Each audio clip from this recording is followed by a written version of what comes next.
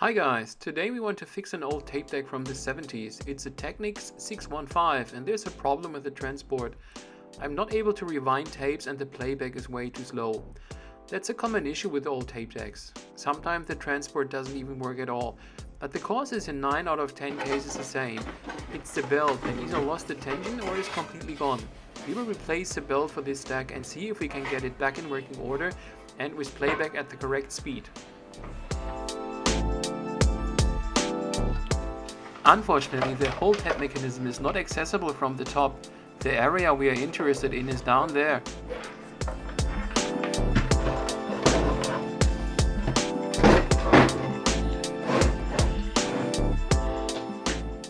Luckily, many of these older decks, like this one, can be opened from the bottom as well. So let's see if we can get to the belt from here.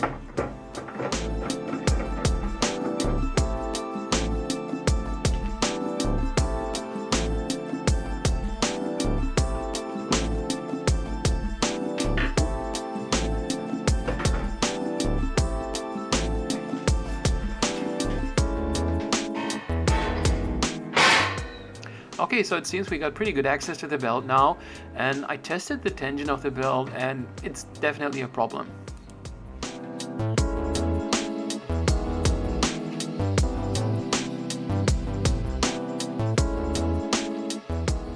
I put the tape deck on its side and pressed play, and I can easily get the belt to slip, so that's the final confirmation that we definitely need to replace it.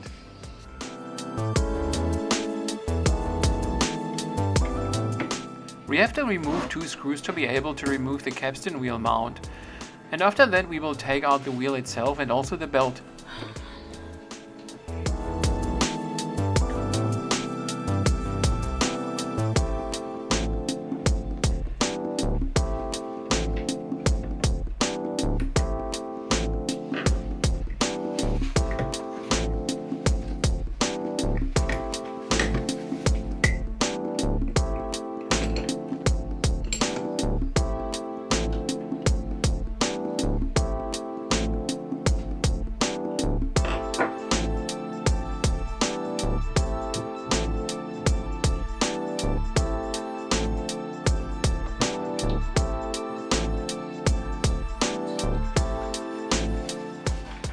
There was some old sticky grease or oil on the shaft, and that certainly contributes to the problem as well.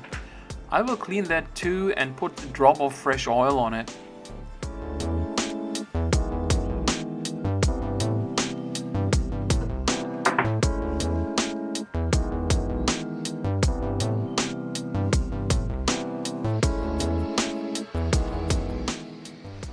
And here we got the old belt.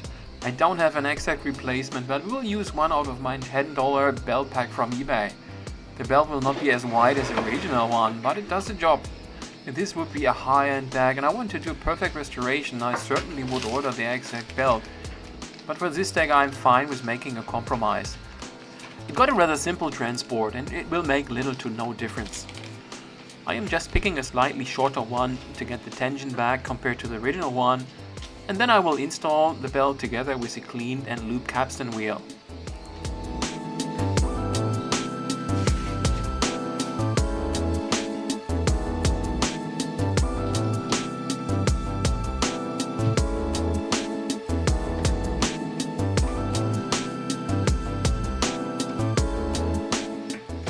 After I had the new belt installed, I did a quick test and the deck still runs way too slow. It rewinds perfectly and the belt is not slipping, but it requires speed adjustment.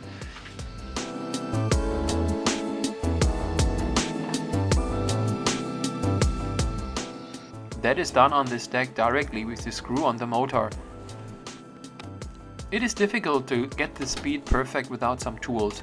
The first tool we need is something we can make ourselves. It's a calibration tape. We just record a test tone with the known frequency onto a tape on a cassette deck that is known to work well.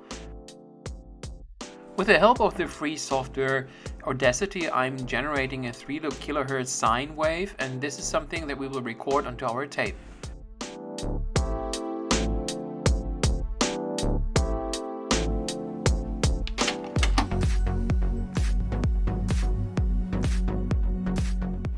The next tool we are using is a little oscilloscope. It's called DS212. and you can buy it off eBay or from other sources for about $100. It's for the most purposes around audio and hi-fi more than sufficient. It's not very expensive, it's extremely versatile, and it comes here extremely helpful.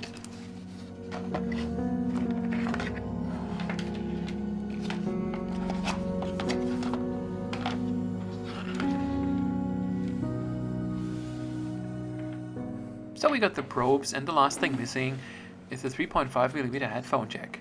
That's where we will attach our probes to. Then we will play back our test tape, and we should be able to see the same sine wave we saw in Audacity before on our oscilloscope.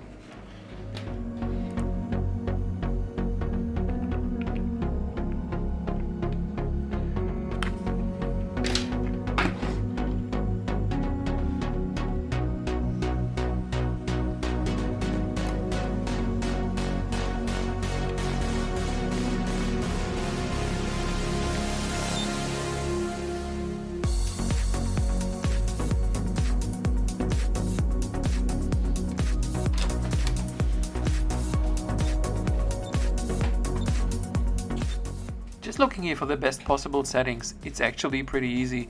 0.1 volts and a 0.2 millisecond time base works usually well, and we already see the sine wave we saw on Audacity before here on the oscilloscope.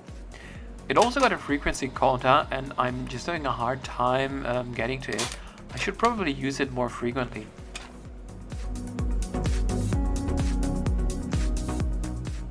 Here we can see that our tape runs indeed a bit slow.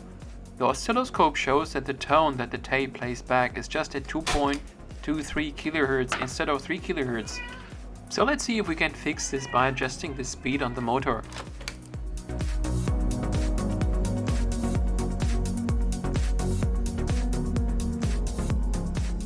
While I'm turning the screw, you can see how the frequency is changing.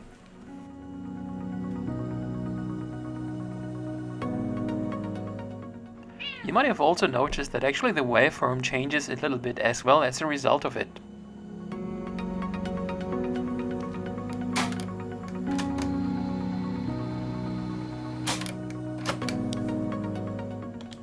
I did not get it to be exact and consistently at 3 kHz, but we are very close.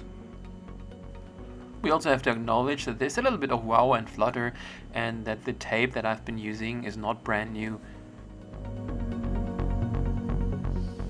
Okay, I'm leaving it between 2.99 and 3.01, and now it's time to give the deck a go.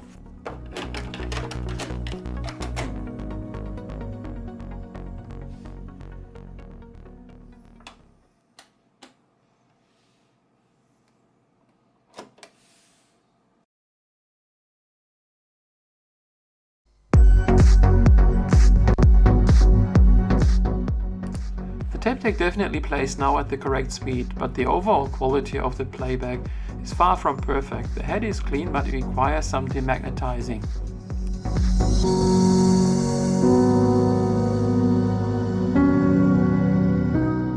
And that's how it sounds after demagnetizing and working a bit on the pinch roller.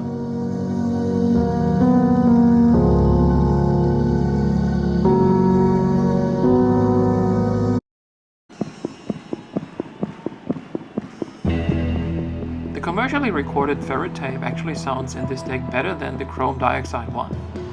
Overall, I'm happy with the result, but this deck won't be my day-to-day tape player. You must have noticed the weird constructions of this device. Technics used the drive mechanism of a portable device and built a deck around it. It's already the end of the video. I hope you enjoyed it. Thanks for watching.